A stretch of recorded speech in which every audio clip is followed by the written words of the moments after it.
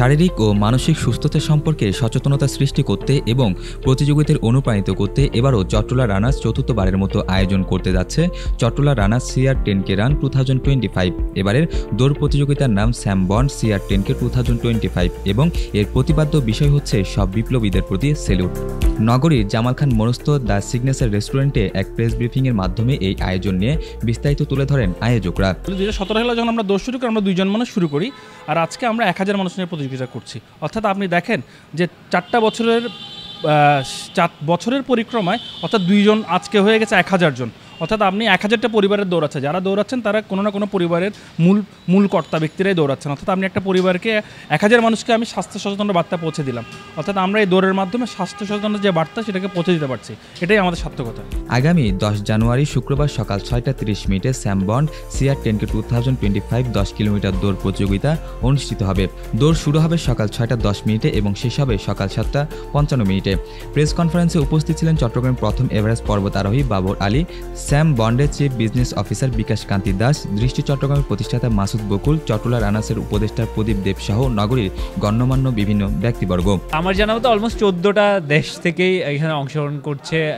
এর মধ্যে হচ্ছে India, Sri Lanka, Pakistan, Afghanistan, USA, Canada, এরকম অনেকগুলো দেশ থেকেই হচ্ছে প্রায় 14টা দেশের পার্টিসিপেন্টরা এটাতে অংশগ্রহণ করছে এবং টোটাল রানারের সংখ্যা অলমোস্ট 800 জনের মতো এবং এর মধ্যে একটা রিমার্কেবল নাম্বারসও আছে যে ফিমেল পার্টিসিপেন্ট। আমরা একটা বড় ইভেন্ট, 700-800 লোক এখানে দৌড়াবে, সব মিলে 1000-1200 লোকের একটা সমাগম হবে, এখানে আয়োজন হবে। আমাদের এই যে স্যাম বন্ড ব্র্যান্ডটাকে আমরা সবার কাছে ছড়িয়ে দিতে চাই। এই স্যাম বন্ডটা কি, এটা আমরা কি উৎপাদন করি, কি বাজারজাত করি, এটার কাজটা কি, এটাকে আমরা সবার কাছে পৌঁছে দিতে চাই। এবারের প্রতিযোগিতায় 767 জন প্রতিযোগী অংশগ্রহণ করবেন, যারা মোট 6টি ক্যাটাগরিতে ভাগ হয়ে দৌড়াবেন। প্রতিযোগিতায় প্রথম, দ্বিতীয় ও তৃতীয় স্থান অধিকারীদের জন্য সম্মাননা ক্রেস্ট প্রদান করা হবে, সাথে কয়েকটি বিভাগের জন্য নগদ পুরস্কারের ব্যবস্থা রাখা হয়েছে। সামাজিক দায়বদ্ধতার কারণে মানুষ সুস্থ জাতি গঠন করার জন্য আমরা এটা 2017 সালে প্রথম আয়োজন করি।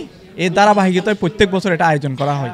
এই বছর আমাদের থিম হচ্ছে স্যালুট অল রেভলিউশনারি, সকল বিপ্লবীদের আমরা সম্মানার্থে এই বছর আমরা এদের থিম। এবারের এই রানে বাংলাদেশের বিভিন্ন জেলা থেকে প্রতিযোগীরা অংশ নেবেন। এছাড়াও পাকিস্তান, কানাডা, অস্ট্রেলিয়া, আমেরিকা ও মিয়ানমার সহ মোট 14টি দেশের অংশগ্রহণে এই প্রতিযোগিতাটি সম্পন্ন করা হবে। রাহাত হাসান, বিশেষ প্রতিবেদন, চিটাগং লাইভ।